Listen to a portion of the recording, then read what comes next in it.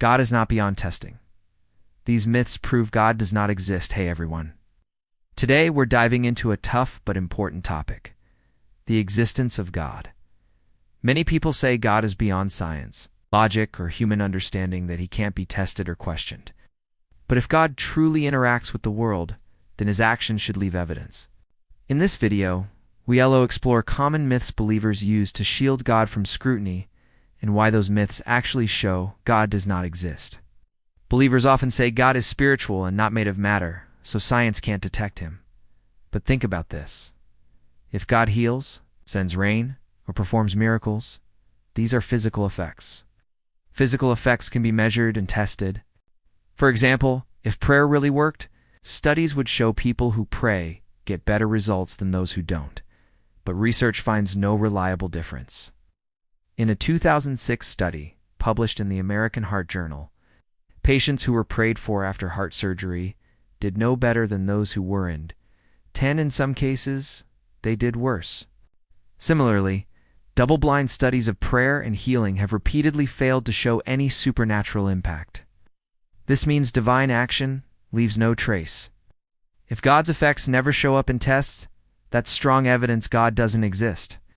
Next, many say God is beyond time and space. But if God gives commands, sends messages, or punishes people, these are events in the real world.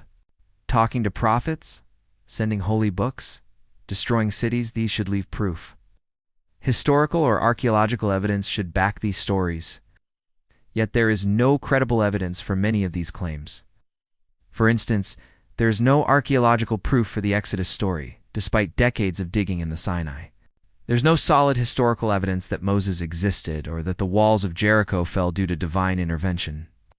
Similarly, the supposed global flood described in Genesis lacks any geological support. It simply didn't happen. They remain stories without proof. If nothing actually happened, no God was involved. Then there's the God's ways are mysterious excuse. This is often used to justify cruelty like genocide, disease, and disasters by saying God knows best. But if humans do similar acts, we call it evil. Why should God get a free pass? If we can't question God, how can we trust him? If God's actions look like random chance or natural disasters, maybe that's exactly what they are. Consider the 2004 tsunami that killed over 200,000 people. Or children born with terminal diseases. If a human caused this, we'd say it's monstrous. Saying God has a plan is just a way to avoid facing a godless reality. Calling it a mystery hides the fact there may be no divine plan at all. Finally, faith is often used to replace evidence. But if religions claim real-world events like parting seas or flying horses, there should be real proof. Without evidence, these stories are just myths or fairy tales.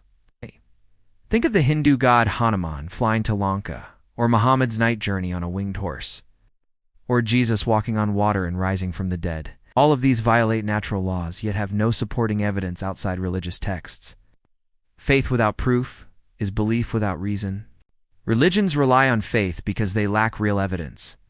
If evidence existed, faith wouldn't be necessary. To sum up, every excuse to keep God beyond testing falls apart under logic. If God acted in the world, we'd see effects, but we don't. No confirmed miracles. No reliable answers to prayer. No verifiable divine messages. The world follows natural laws, not divine intervention. All these myths don't protect God's existence. They reveal his absence. Truth can be questioned. Lies need protection. Religion protects its God because there's nothing real to find. Thanks for watching. If you found this interesting, like, share, and subscribe for more videos.